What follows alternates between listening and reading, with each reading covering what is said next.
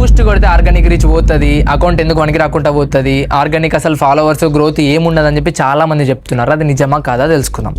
ఒక రీల్ మంచిగా ఆర్గానిక్గా పోతుంది, దానికి ఫాలోవర్స్ వస్తుర్రు, రీచ్ వస్తుంది, ఎంగేజ్మెంట్ అవుతుంది, షేర్స్ అవుతున్నాయి, లైక్స్ అవుతున్నాయి, అన్నీ అవుతున్నాయి.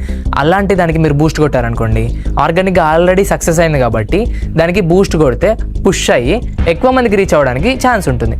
అదే ఒక రీల్ అనేది ఆర్గానిక్ అసలు పని చేయట్లేదు, అసలు అది ఎవరు చూడట్లేదు, మీరు పెట్టిన తర్వాత కూడా దానికి వ్యూస్ రావట్లేదు. అలాంటి రీల్ మీరు బూస్ట్ కొట్టారనుకోండి, అది ఆల్రెడీ డౌన్లో ఉంది, దానికి డబ్బులు కడితే ఇన్స్టాగ్రామ్ ఏమనుకుంటుంది, ఇది ఆల్రెడీ పని చేయట్లేదు కాబట్టి మీరు వైడర్ ఆడియన్స్ చూపించాలని చెప్పి డబ్బులు పెడుతున్నారు. డబ్బులు పెట్టినన్ని రోజులు వ్యూస్ బాగానే ఉంటాయి, పెట్టుడు అయిపోయిన తర్వాత ఒక్కసారి 2 సార్లు ఓకే.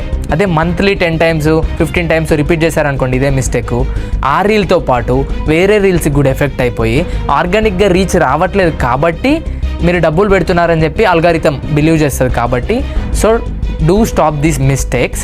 నెక్స్ట్ టైం ఎవరైనా బూస్ట్ కొట్టేటప్పుడు మంచి కాంటెంట్ ఉంటే మాత్రమే కొట్టండి, కాంటెంట్ బాగాలేకపోతే అస్సలు బూస్ట్ కొట్టద్దు.